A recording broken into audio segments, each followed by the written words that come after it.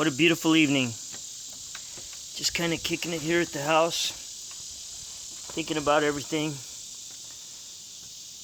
How kind of things have come full circle, you know. You live your life and you try and grow. I mean, that's what everybody wants to do. You want to grow through your life. You want to make sure that you improve as much as you can. But there's things that you always come back to. There's things that you were taught that never leave you. Kind of reminds me of a scripture. It says, raise up a boy in the way for him, and he'll not turn aside from it all the days of his life. And there's certain things. I know I've got a friend I told you that I was helping, and I see things in him that I've seen in myself as I've come through this journey.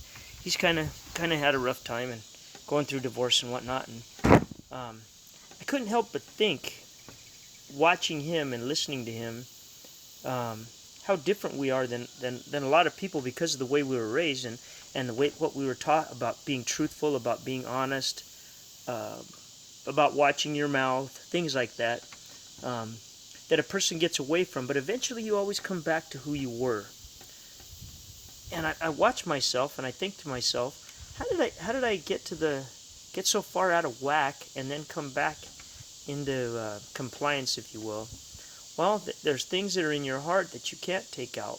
You can improve so much, you can change things so much, but if you don't feed yourself with good things, you don't get better. I was listening to a sermon from a minister today about finding your soulmate, and there was things in there that he said that were so true. You know, people judge you because you've been through divorce or you had things have happened to you, and they judge you, and they have a right to, you know, and a potential mate definitely has a right to judge you, but they may not know the whole truth about who you are or what you're into. And sometimes I believe what he said was true. People come across other people and they think they fall in love with them, and they actually get a counterfeit person because that's not who they are, because they're putting their best foot forward. So what's the best policy? Well, I believe, and I believe this with everything that I've got, to just be yourself. Be who you are in the moment. Let people know who you've been in the past and what you plan on doing for the future, but also be who you are in the moment, because we grow through things. I know for me, much of my life, I never said a curse word almost. I mean, I did to myself, or if I'd get really mad, but I kind of held things in check. And then I kind of went through this phase, and I'm still kind of in it a little bit, where I let things go, you know, and I just, but I know who I am, and I know what I want, and I know for me that doesn't make me happy. So I'll go back to who I was to some degree, for whatever reason. But really, who are we? Who are we? Do you examine yourself? Do you ask yourself, what makes me happy? What makes me tick? What makes me think like I think? And I think it's important to examine ourselves, to really ask the hard questions, because someday somebody's going to ask those questions. Someday somebody's going to want to know. I know for me, I want my kids to know who their dad was. I mean, I want them to really know who I am. I mean, I don't want them to know what people tell them. I want them to know what I've told them, and I want them to know what they've seen from me, my actions. Now, do some things need to be explained? Yeah, because they don't know everything. Nobody knows the whole inner workings of your life unless they're there with you. But I think it's important for people to know. And I think it's important for us to examine ourselves and really ask ourselves, who are we? Who am I? What type of person have I been in the past? What type of person am I now? And what type of person do I want to be in the future?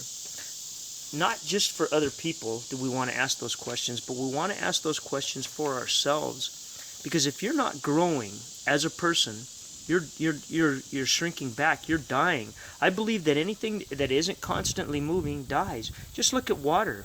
If it becomes stagnant like that pond, it dies.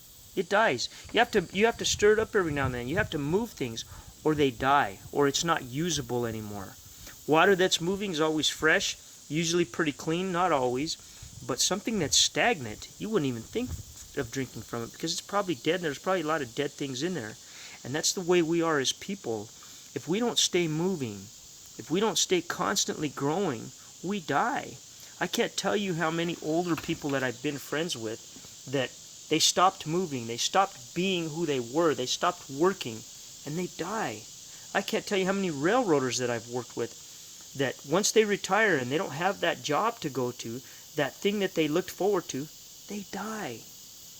You don't want to be that way. So examine yourself. Look at yourself. If you're not growing, if you're not constantly changing, it's not a good thing. Anyway, I just thought I'd share that thought with you. Maybe examine yourself. And with that, I'll talk to you another day.